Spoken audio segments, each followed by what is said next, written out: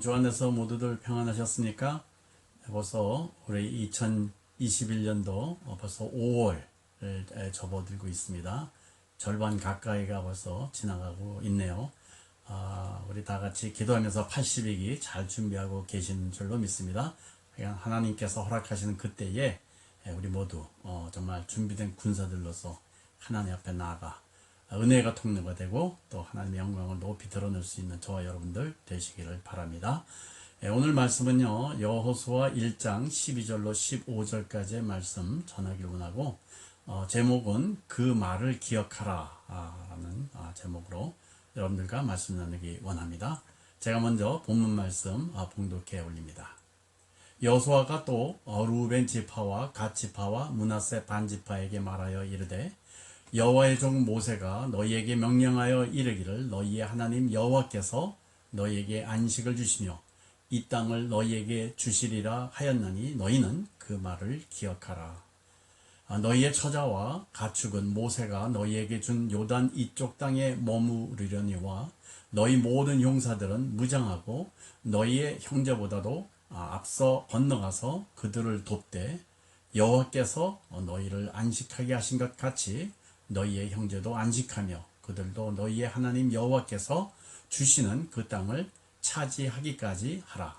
그리고 너희는 너희 소유지 곧 여호와의 종 모세가 너희에게 준 요단 이쪽 해 돋는 곳으로 돌아와서 그것을 차지할지니라. 오늘 본문은 모세에 이어서 이스라엘 백성의 지도자로 그 바톤을 이어받은 여호수아가 가나안 정복을 이제 바로 앞두고 이스라엘 12지파, 그 12지파 중 유독 그 세 지파인 그 루벤 지파와 갓 지파 그리고 므낫세 반 지파에게 이르되 라면서 이렇게 시작을 하죠. 그렇다면 여러분, 왜 여호수아가 이 세 지파에게만 이른다, 너희에게 말을 이른다 라고 이렇게 했을까요?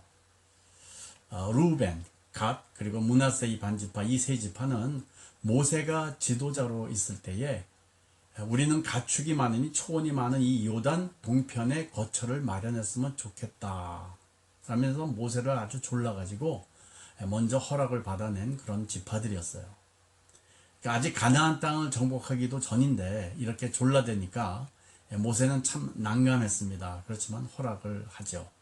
그러나 요단 동편에 먼저 정착하면 이제 곧 있을 이제 가나안 정복 때에 다른 그 9지파 형제들을 돕지 않을까봐 민수기 32장에서 너희들이 그때 가나안 땅 정복의 일을 돕지 않으면 이는 여호와 앞에 범죄함이니 너희의 죄가 반드시 너희를 찾아 물을 것이다 라는 이 경고와 함께 아주 무거운 마음으로 이제 모세가 이렇게 허락을 합니다. 그러자 그들은 가나안 정복 때에 자신들의 그 가족과 가축은 정착한 땅에 두고 자기들이 먼저 가나안을 건너가서 전쟁이 끝날 때까지 선봉에 서서 형제들 위해 싸우겠다라고 이렇게 굳게 약속을 합니다. 이렇게 약속을 해놨는데 모세가 죽고 여호수아가 지도자가 된 것입니다. 그럼 여러분, 이제 이렇게 지도자가 바뀐 상황에서 만일 그들이 약속을 지키지 않는다면 어떻게 될까요? 12지파 중에 3지파나 빠지게 되니까 가뜩이나 메뚜기 같은 자신들인데 어쩌면 가나안 정복은 물거품으로 돌아가게 될지도 모르는 그런 그 중대한 사안이 되었다는 것이죠. 된다는 것이죠. 여러분, 이제 모세가 죽었습니다. 상황이 아주 바뀌었어요. 이제 약속인데 누가 구했습니까? 모세하고 했습니다. 여호수아하고 한 게 아니고 모세하고 했어요. 그러니 그 위험한 그 전쟁의 선봉에 설 이유가 없어졌다는 거예요. 자신들의 그 가축들은 다 안정이 됐고 가족들도 다 거처를 마련해서 잘 정착이 됐습니다. 이제는 요단 동편에서 그냥 살기만 하면 되는 거예요.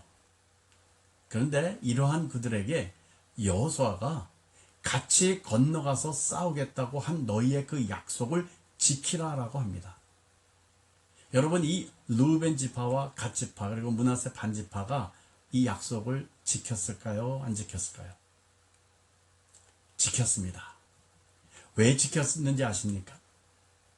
여러분, 믿음의 사람들의 약속은요, 사람과 사람 간의 약속이 아닙니다. 믿음의 사람들의 약속은요, 반드시 하나님과 함께 하는 약속입니다. 믿음의 그 사람들은 단 둘만의 그 약속이 없어요. 반드시 하나님이 거기에 개입하셔서 그 하나님과 함께, 다시 말하면 세 사람이 하는 그런 약속이라는 거예요. 그들은 하나님을 믿는 자들이었기 때문에 상황이 아무리 틀려져도 그 약속을 지켜냈다는 것입니다. 저는요, 여러분도 반드시 이런 아무리 상황이 바뀐다고 해도 하나님 앞에서 하신 그 약속은 반드시 지켜내시는 그런 그 축복의 사람들이 되시기를 주님의 이름으로 축원해 드립니다. 오늘 14절을 보니까 여호수아가 형제보다 앞서 건너가서 가나안 땅을 정복하라라고 이렇게 명령을 합니다. 여러분, 가장 편안한 위치에 있고 가장 안정적인 그런 그 삶을 살 수 있는 이들에게 가장 선봉에 서라고 이렇게 명령할 수 있는 여호수아, 그리고 또 그 명령에 순종하는 이 세 지파의 백성들, 얼마나 그 팀워크가 멋있어 보입니까? 그렇죠? 여러분, 저는 이들이야말로 바로 하나님 나라 백성의 전형적인 모습이라고 생각이 됩니다. 여러분, 혹시 그 노블리스 오블리주라는 말 아십니까? 들어보셨죠? 예, 많은 분들이 아시는 걸로 알고 있는데, 이 말은 이제 프랑스 말이죠. 프랑스 말인데, 이 귀족, 그러니까 평민이 아닌 귀족입니다. 아주 이 지위도 높고 잘 살고 하는 이런 귀족. 그 귀족이 사회의 그 귀족은 그렇게 잘 사는 귀족인데, 그런 귀족은 사회에 대한 책임과 국민의 의무를 모범적으로 실천해야 한다는 그 높은 도덕성을 요구하는 단어가 바로 노블리스 오블리주라는 단어입니다. 즉, 내가 가지고 있지만 이 귀족으로서 정말 많은 걸 가지고 있고 많은 걸 누릴 수 있지만, 그러나 기꺼이 희생해야 할 자리에 내가 먼저, 누구보다도 먼저 그 자리에 가겠다는 것입니다. 나의 모든 권리와 기득권을 다 내려놓고 내가 먼저 그 헌신의 장소로 뛰어나간다는 것입니다. 저는 바로 이것이 크리스천들의 본분이고 바로 크리스천들의 아이덴티티라고 생각이 듭니다. 하나님께서 너희를 안식하게 하신 것 같이 너희의 형제도 안식하며 라고 이렇게 15절의 말씀, 여호수아가 얘기를 하죠. 하나님께서는 우리에게 안식을 주셨어요.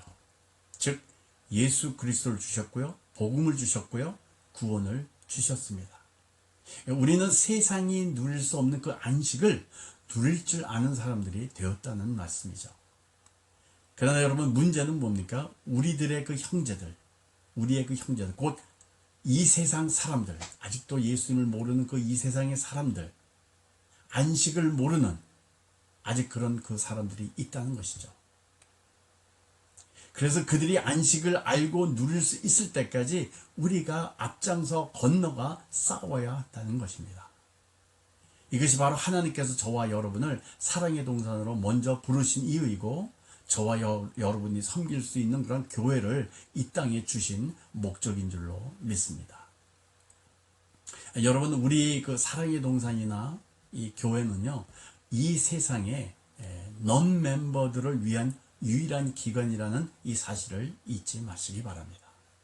우리 사랑의 동산이나 교회는요, 그 안에 있는 회원들을 위한 그 회원들을 위해서 존재하는 기관이 아니라는 거예요.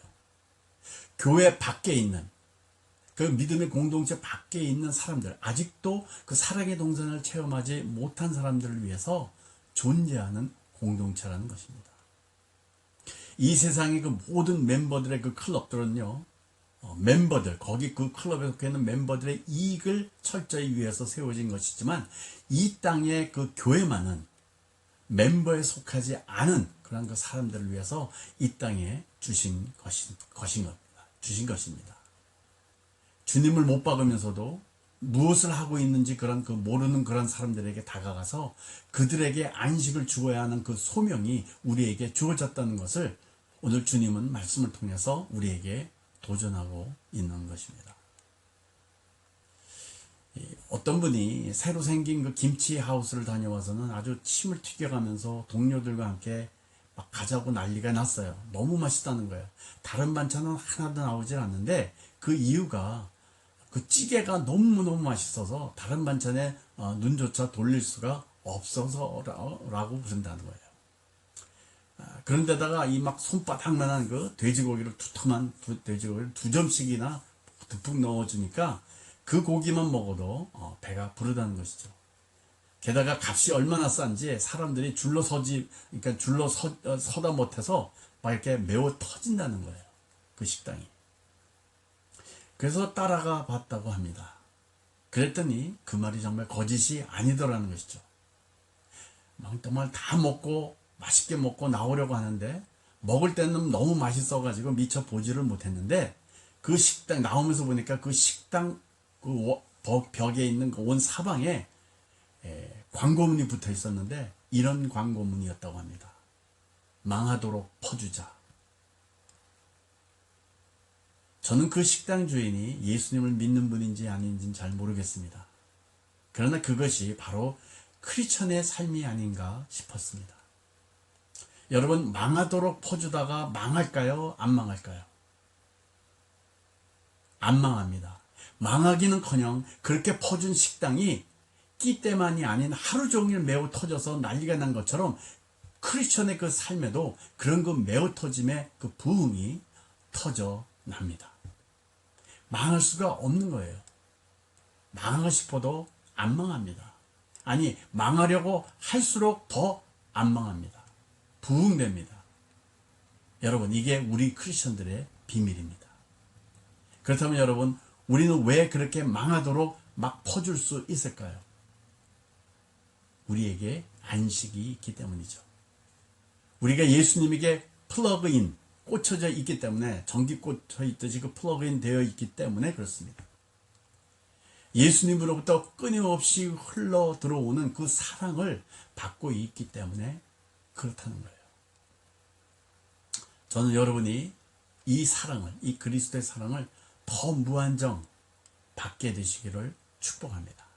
그래서 이번 허락하시는 이 82기 때에 우리의 이 그리스도의 사랑의 비밀을 정말 여과 없이 보여드릴 수 있는 그런 그 주님의 은혜를 그래서 마음껏 드러내는 그러한 저와 여러분, 우리 모든 베스가도레스 여러분들이 되어주시기를 주님의 이름으로 간절히 축원해 드립니다.